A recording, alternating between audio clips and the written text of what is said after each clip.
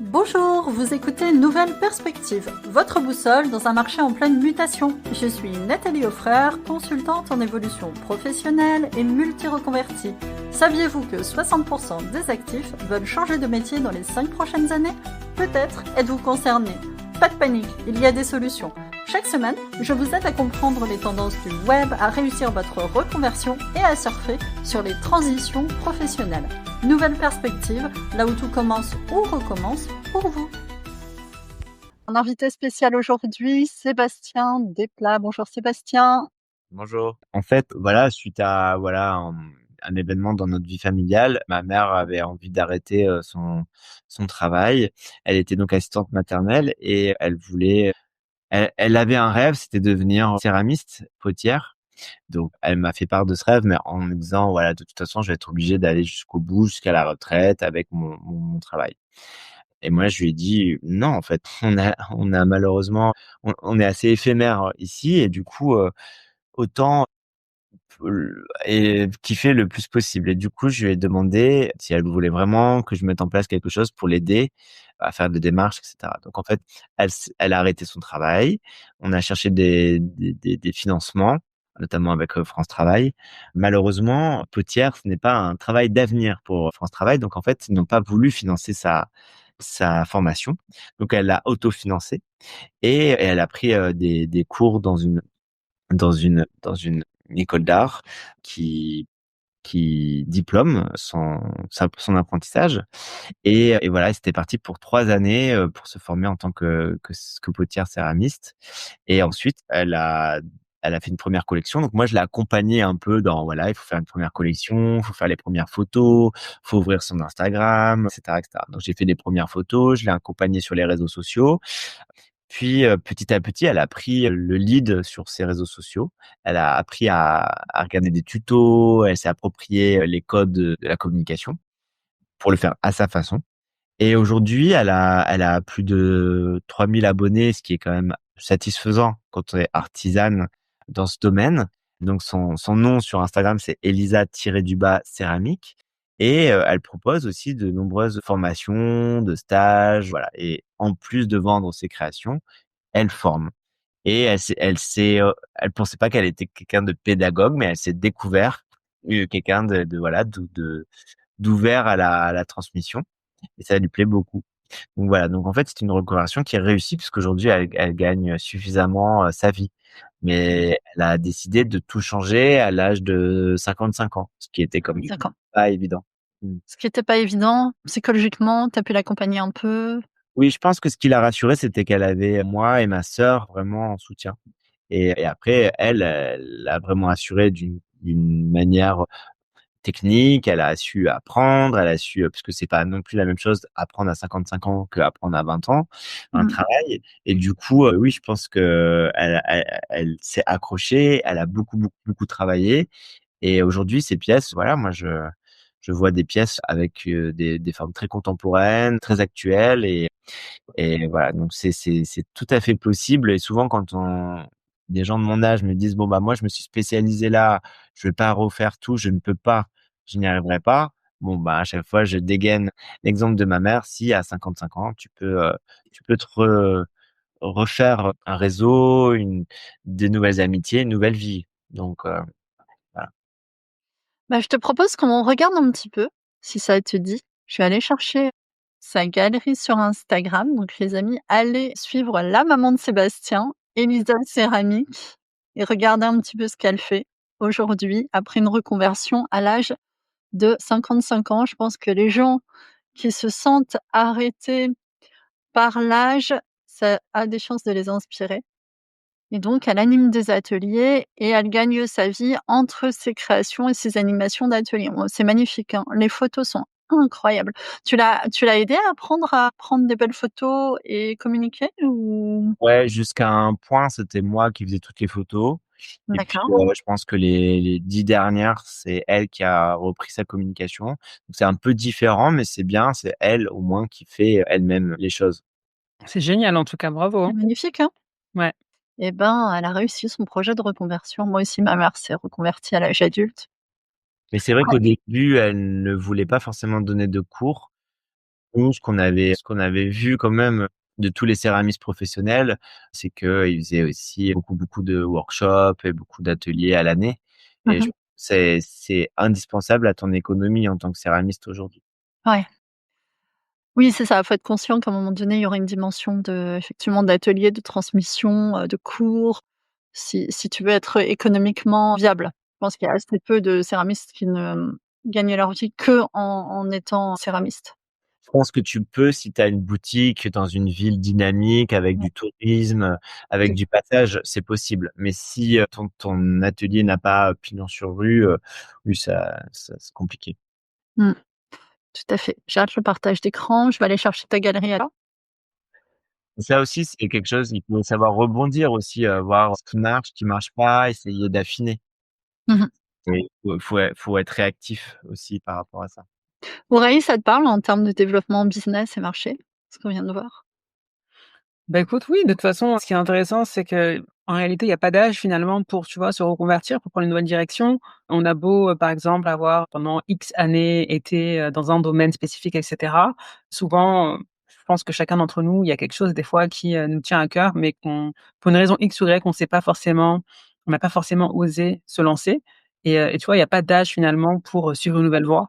Faut juste, voilà, se dire que bon, bah, finalement, tu vois, si j'ai qu'une vie, qu'est-ce que j'ai envie d'en faire? Tu vois? Mmh. Est-ce que j'ai envie juste de suivre, le diktat, on va dire, populaire ou est-ce que j'ai envie également de suivre ma propre voie?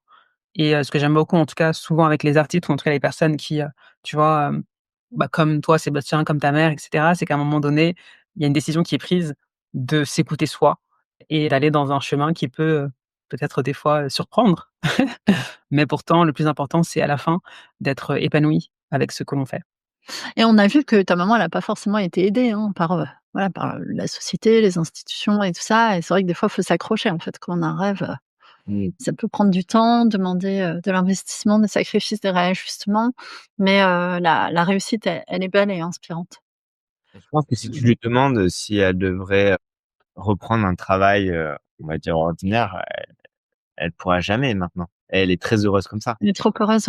Mmh. Je trouve que Ouais. c'est très difficile comme pas à franchir Mmh mh. et ça peut faire très peur économiquement. Mmh. Peut-être qu'elle gagne, un peu moins de ce qu'elle gagnait avant, mais au final, c'est bien plus, satisfaisant.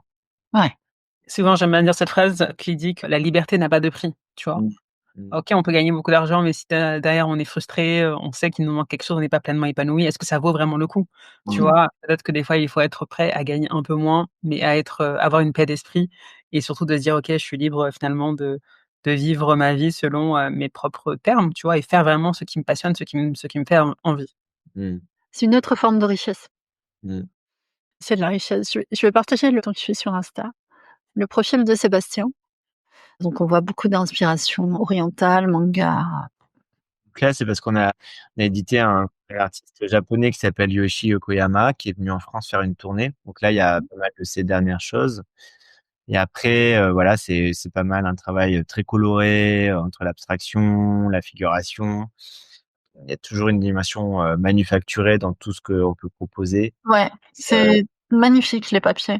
C'est magnifique, j'adore. Mmh. Ouais, il y a des collaborations aussi avec des artisans. Par exemple, il y a des choses que j'imprime, il y a des choses qui sont montées par des artisans japonais pour faire, par exemple, des éventails et ça c'est indispensable de voyager pour pouvoir, voilà, faire des rencontres avec les artisans. L'artisan avec qui je collabore est un ami, enfin voilà, on se rencontre, on s'apprivoise et après on a envie de travailler ensemble. Donc ça, c'est important. Puis après, on a pas mal de vues de curation d'exposition. Là, c'est une vidéo sur, c'était donc, l'hiver dernier, l'idée c'était, donc de fabriquer toutes mes feuilles de papier washi. Donc le washi, c'est de l'écorce de mûrier et du coup, Mmh. l'idée, c'est de faire un livre là que j'imprime en mai, qui Mmh va mh. être montré en septembre au musée de la chasse de la nature dans le Marais, Mmh. un très, très beau musée et qui va montrer un peu tout le process de fabrication du livre. Du coup, voilà, j'ai eu la chance de pouvoir travailler avec des sensei. Donc là, j'étais assisté par aussi des écoles, des étudiants de l'école, d'artisanat de Kyoto. Voilà et c'était vraiment, vraiment intéressant. Mmh. Donc, de choper le bon geste. C'était vraiment pas évident les premiers jours Mmh. et voilà, donc il y aura un petit film qui va être monté aussi pour pouvoir voilà, bien se rendre compte de toutes les étapes de process, de fabrication. Ouais. Ouais, je trouve ça important aussi de montrer, ton univers de production. Là, voilà, c'est des curations en Bretagne, notamment. Et puis, de temps en temps, je dessine, ça des petits objets, des petits, donc voilà, ces 3 dernières années, c'est vraiment l'idée de faire un maximum de choses, le plus écologiquement possible. Mmh. Répond quand même à ce que mes clients désirent aussi. Enfin, j'anticipe, ce qu'ils veulent parce que pour l'instant, dans l'image imprimée, on le demande pas encore, mais on voit C'est vrai, bien. il y a pas beaucoup de demandes, ouais, ça m'intéresse parce qu'il y a beaucoup de discours autour de l'écologie, mais je voulais savoir si ça correspondait à une demande concrète aujourd'hui. Nous, ça nous impacte pas encore parce qu'en fait, le problème, il y a des discours un petit peu prédominants Mmh. dans le domaine de la couleur. Par exemple, une couleur synthétique, va, être plus durable dans le temps, aux UV et du coup, donc c'est plus difficile pour nous de de la remplacer par quelque chose de complètement écologique. En plus, les pigments issus de la nature, on n'a pas toutes les couleurs. Donc voilà, il y a des arguments, en tout cas, assez forts pour ne pas passer à l'écologique totalement. Mmh mh. Après, voilà, on peut en tout cas être dans un entre-deux jusqu'à trouver, voilà, la voie totalement écologique. Mmh. Ouais, donc pour l'instant, beaucoup de discours, mais dans les faits, la demande n'est pas encore au rendez-vous, mais tu anticipes?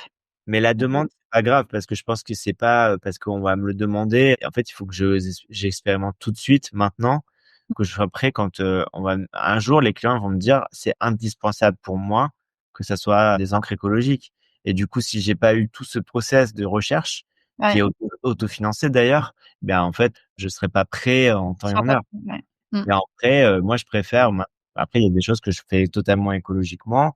Je sais même pas, c'est pas quelque chose de commercial ou marketing. Ce sera juste fait comme ça et c'est tout et un jour, ce sera même plus une demande, ce sera normal, je pense. Ce sera dans les prérequis.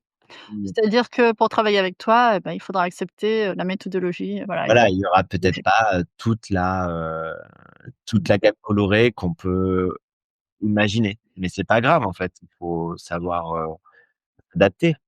Mmh. sera pas la première fois que tu plies un peu le marché à ton style. On voit qu'il y a eu ça un petit peu au début déjà avec la Bah, disons que, l'armure et travailler avec moi, ce sera différent, c'est tout. Mais après, travailler avec n'importe quel, atelier, c'est différent. On n'a pas la même façon de voir l'artisanat, même entre mes collègues qui font la même chose. Moi, je sais que travailler dans le milieu de la mode était pas forcément bien vu de certains de mes collègues parce que le capitalisme et cetera et en fait, bon, après, il y a des discours comme ça et moi, je donne aucune leçon, tu vois? J mmh. Chacun fait, comme il peut et comme il veut moi, je trouve que le luxe, ça nous permet d'expérimenter et aussi ça me permet de faire des projets complètement dingues que je n'aurais jamais pu faire autrement et ça, c'est quand même passionnant de Mmh mh. repousser les limites. Il y a des choses, au début, quand on me les a mises sur la table, j'ai dit: «Ça, c'est impossible à faire» Mmh. et Mathias Augustiniak m'a dit: «Mais si, c'est possible, tu vas y». Et c'est cool également effectivement de voilà, de voir que finalement, c'est également, possible de vivre de son art, voilà et l'idée maintenant c'est de suivre, sa propre voie et de faire ce qui nous anime, voilà, tout un chacun. Donc merci pour cela. Est-ce que tu as des choses un peu à nous raconter, que tu nous aurais pas déjà racontées? Bah, je pense que, de façon générale, en tout cas, il faut savoir, fructifier les choses. C'est-à-dire que quand moi je fais quelque chose, par exemple, je vais faire des éditions, je vais les monter en exposition, je vais les faire tourner en Asie. Enfin voilà, essayer de parce que moi j'ai pas toute une équipe derrière moi. Avant j'avais toute une équipe qui était géniale et cetera, mais j'ai fait le choix aussi de pas retravailler en équipe ou en tout cas je travaille en équipe, mais de façon ponctuelle sur des missions très précises. Mmh. Du coup, j'embauche les gens pour, quelques semaines, quelques mois et cetera et je trouve que c'est beaucoup plus souple pour tout le monde et comme ça, je prends, voilà, des gens pour, telle ou telle, compétence et ça permet d'aller plus loin parfois dans un projet artistique puisque, des fois quand, voilà, on est 3 dans un projet, on n'a pas toutes les qualités et en Ouais. même temps, peut-être qu'on est à nos limites budgétaires, pour embaucher des gens. Donc en fait, Tu prends des freelances, des indépendants, tu fais comment? c'est beaucoup d'indépendants, qui vont venir pour telle ou telle expertise. Mmh mh. Et du coup, j'aime ce côté modulable et aussi nomade puisque aussi je travaille avec plusieurs pays. Du coup, voilà, à chaque pays, j'ai des intervenants différents et cetera. Et du coup, je pense que c'est bien parce que comme je suis tout seul, c'est bien qu'un projet, puisse vivre, plusieurs vies, en fait et pas Mmh. juste un one shot puisqu'on est on serait quand même assez, dans notre société que l'actualité prime et qu'on n'aille pas jusqu'au bout des choses. Voilà, donc en fait, voilà, l'idée c'est de faire durer. Mmh. Je vois une vraie progression des indépendants et du freelancing globalement dans tout le monde du travail et je pense que durablement on va vers, moins de salariat classique et plus de formats de travail comme ça et je vois de plus en plus de gens très bons dans le freelancing. C'est intéressant comme mutation, voilà, sociétale du monde du travail. Si ça te dit, je te propose de clore ce débat avec des conseils et recommandations pour des gens, des jeunes ou des gens qui voudraient se reconvertir dans le monde ou de l'art ou de l'artisanat d'art. Qu'est-ce que tu pourrais dire à ces personnes qui, ou n'osent pas, ou ont peur, ou ne savent pas comment s'y prendre pour bien démarrer? Mmh. Alors, je il y a plein de possibilités. Je pense qu'il faut se rapprocher, de la structure qui peut vous accompagner pour, déjà des stages. Donc ça dépend si vous êtes étudiant, c'est votre école. Si vous êtes, au chômage, ce sera France Travail ou je ne sais quel, organisme, mission locale ou et ils pourront, peut-être vous accompagner sur, une convention. Je Mmh. pense que faire des stages, on en a parlé tout à l'heure, mais je pense que c'est le plus important. Car en faisant des stages, vous allez rencontrer des gens et ces gens sont susceptibles de vous embaucher ensuite. Donc en fait, ou de connaître les gens qui pourraient vous mettre, Ouais, c'est ouais. ça. C'est souvent ça. C'est souvent: «Je connais quelqu'un qui a besoin de quelqu'un comme toi». C'est rarement tout à fait la personne chez qui tu bosses. Ça peut arriver, mais mmh, Après, si vous faites le choix de l'artisanat et si vous voulez ouvrir un atelier avec une spécificité, technique et cetera, souvent on est tout seul en tant qu'artisan. C'est oui, rare qu'un artisan, embauche quelqu'un, surtout de débutant et cetera. Donc en fait, après il peut avoir plein de manières quand même, avec, l'apprentissage, en continu et cetera. mmh, Mais, en tout cas, je pense qu'il faut bien préparer financièrement parce que ça va être les vaches maigres pendant longtemps. Donc il faut quand même avoir de la ressource et ne pas être stressé par un résultat et sinon tous vos efforts seraient annulés. mmh, Que si vous devez à un moment travailler, vous allez abandonner votre projet, enfin travailler, dans une entreprise. Donc il faut bien réfléchir, bien mettre de côté, faire un maximum de stages. Si vous y croyez vraiment, allez-y. Au pire, vous n'y arrivez pas, à un moment, bah, si vous n'y arrivez pas, vous tirez les conclusions et vous allez devoir réagir autrement, mais essayez pour ne pas avoir, de regrets. de regret. Heu, Après, bien Mmh. maîtriser les réseaux sociaux aujourd'hui, donc faites-vous accompagner de gens qui peuvent vous aider, votre famille, vos enfants, enfin voilà, c'est ce qui s'est passé pour ma mère au début. Soyez ouverts à ce qu'on vous propose. Je pense qu'après, il faut être bon dans ce qu'on fait, ça, c'est comme Toujours la même chose. mmh, À un moment donné, il faut être bon. faut travailler vraiment. Si on n'est pas bon, on peut y arriver si on travaille, je pense, si on a des lacunes. Voilà, en tout cas sur de l'artisanat, c'est du savoir-faire, c'est de la minutie. Déjà, si on a ces qualités, après c'est juste du travail et voilà et choper les gestes. Choper les gestes pour être bon dans ce qu'on fait et ça peut valoir la peine de constituer un capital avant de se lancer. Intéressant. Se poser la question de comment je vais vivre, parce que ça peut être long à démarrer. Qui peut m'aider dans mes démarches? Alors pour tout ce qui est, communication, réseaux sociaux, il y a effectivement des gens qui peuvent aider gratuitement. Il y a aussi plein de professionnels qui proposent des choses sympas. Il faut savoir que moi qui propose des bilans de compétences, je peux donner des conventions de stage. En tout cas, se confronter au terrain, il y a rien de tel et peut-être des fois, je sais pas ce que tu en penses, mais quand on est en échec dans une démarche, peut-être se demander si ça peut pas valoir la peine de pivoter vers d'autres milieux du même écosystème auquel on n'aurait pas forcément, pensé. Mmh. Parce que d'après ce que j'ai compris, en fait, c'est des tas et des tas de métiers qu'on connaît pas. Tu vois? Tu parlais du fait que tu étais curateur d'art. Moi, c'est pas quelque chose, voilà, avec laquelle je suis plus familière et donc bah, ce qu'on connaît pas, on a aucune chance de le choisir alors que on peut pivoter aussi vers ce genre de milieu, quoi. Enfin d'emploi, de travail. Oui, puis après tout est mouvant. Là, on me demande de plus en plus d'être agent d'artiste. C'est des choses qui peuvent aussi en fait, il faut aussi saisir les opportunités. Si on à un moment, si on te dit, «Tu devrais faire ça, tu devrais faire ça», peut-être que les gens voient aussi en toi quelque chose que tu n'arrives pas à Mmh. voir et il faut savoir aussi écouter, ton entourage parfois et Ton entourage qualifié, parce que les gens qui n'y connaissent rien, qui arrivent et qui te donnent 1000 conseils, oui, c'est sûr. bon, tous les 2 on en a reçu des mauvais conseils en quantité. Donc interrogez les gens qualifiés qui s'y connaissent et qui sont les plus à même de vous donner de bons conseils, de bons conseils.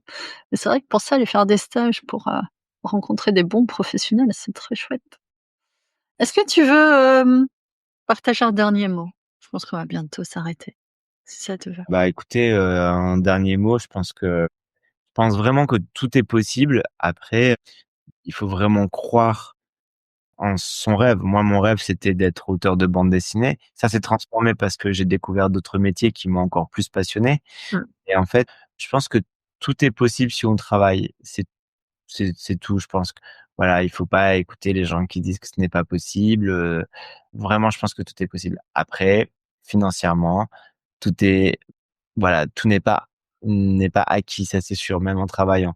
Il va falloir être dans la bonne ville, va falloir avoir le bon réseau, il va falloir avoir la bonne attitude pour pouvoir, fructifier tout ça. Mais, après effectivement, on parlait de chance, il y a aussi une part de chance. Mais je pense que le pire, c'est d'avoir des regrets donc, allez-y et puis, ça marche pas, c'est pas grave, vous aurez essayé.